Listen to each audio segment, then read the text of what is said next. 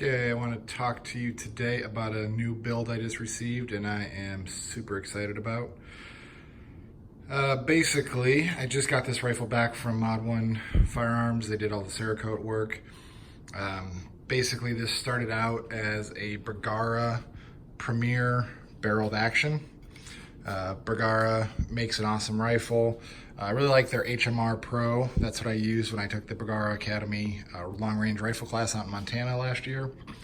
And I like it a lot, but I've been experimenting with tripods and the HMR Pro stock isn't really set up for Arca rail here. So what I did instead was I had Bergara send me a Premier Series barreled action. This is a stainless steel barrel in action, where their regular HMR series is a steel with nitride coating. The Premier series, which is built in America instead of Spain, is a stainless action, stainless barrel. Other than that, it's not a ton different. We'll go over those other differences, but the barreled action I had sent, and then it came raw stainless.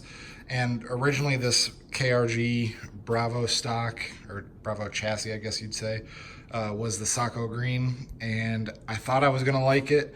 I got it and I didn't care for it at all. So since I was gonna send the silver barrel in action out to Cerakote, to Pike over at Mod 1, I also decided to have him coat the stock as well. So this is, I believe, the Mod 1 dark gray. I think that's what he calls it. So it's not quite graphite, it's a little bit lighter. It's a nice color. It's not quite black, it's not quite gray.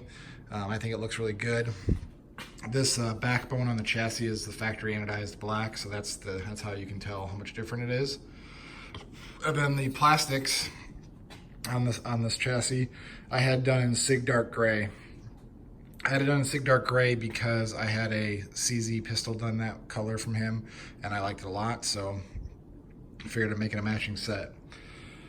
I left the aluminum Arca rail black, the trigger guard, everything black, and then the spacers are still black.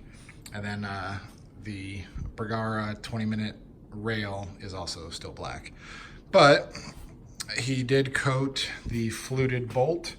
This bolt is different than the HMRs also. It's got a floating bolt head up here. When you take that out, that spins. A little bit different, fluted.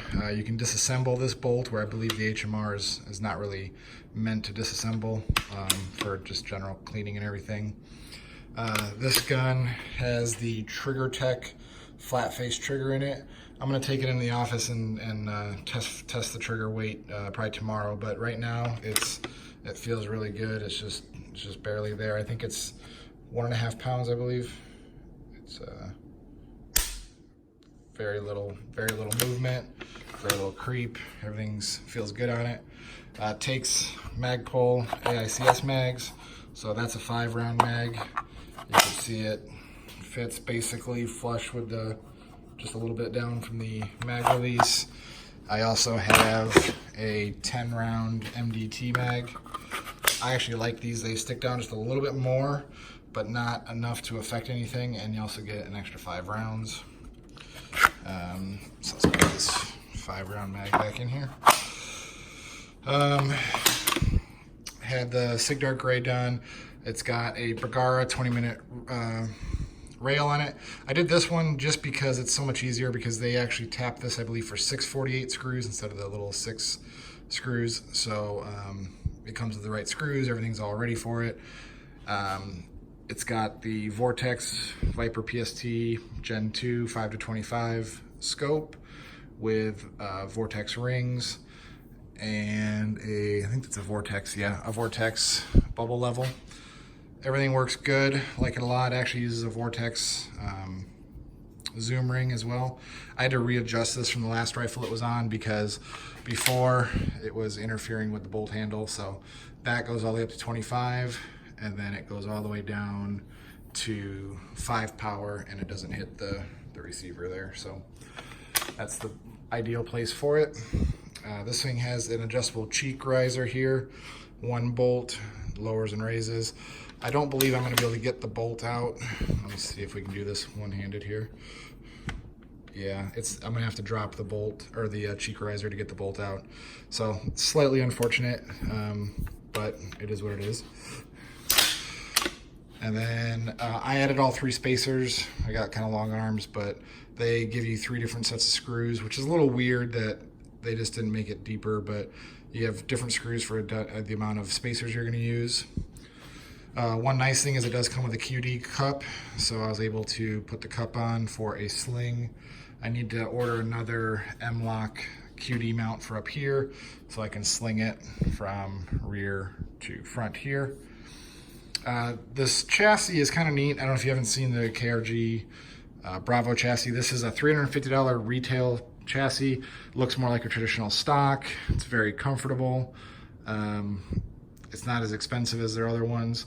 It basically has an aluminum backbone. All this whole black thing is all one big piece of aluminum.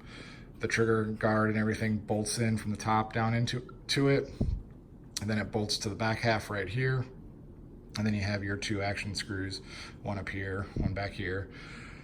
And then the ARCA rail, they give you 2 different options to mount it. I mounted it to the plastic, and then there's 4 screws that are captured between here that mounts to the aluminum, and there's 2 more screws here that go way up through the aluminum.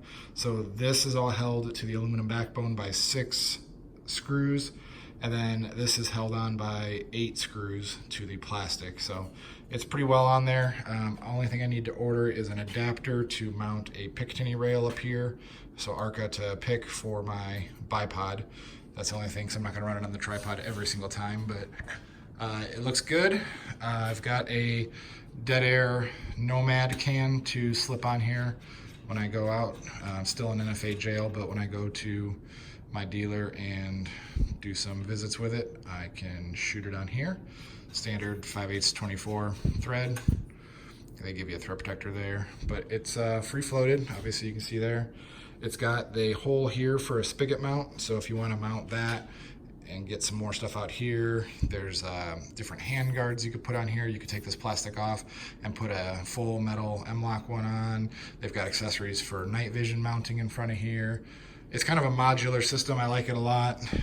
This is my first KRG product, so I figured I'd give it a shot, but so far so good.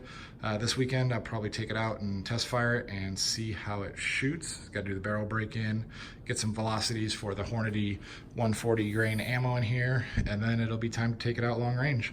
And I'm excited to see how this tripod holds up. Been trying these this Amazon. It's just a newer, what is it? I don't know if I think they call that newer. Just carbon fiber tripod. It's like $120 or something like that. Just see how it is. So far so good. Haven't shot it with a high power rifle. I have shot it with 223 22 long rifle. It's been fine, but we'll see what it's like with a 6.5 Creedmoor on top of it. One other thing I forgot to mention, I ordered this. They now offer, I don't believe they offered this last time I looked at the Bergara rifles, but a number 5 taper, I believe it is, or whatever the thicker one is. There's 2 different versions now. I got the thicker taper just because this is kind of a bench gun. It's not a hunting rifle or a gun I'm gonna be carrying around a ton. So I figured I'd get the heavier barrel profile, let it be out there a little bit longer before it starts wandering on the groups. But so far so good. It's not too heavy, not too bad. And this recoil pad is nice and squishy. So that, along with the can on the end, I shouldn't have any issues. So keep an eye out for this rifle to show up in more videos and articles, and we'll see you then.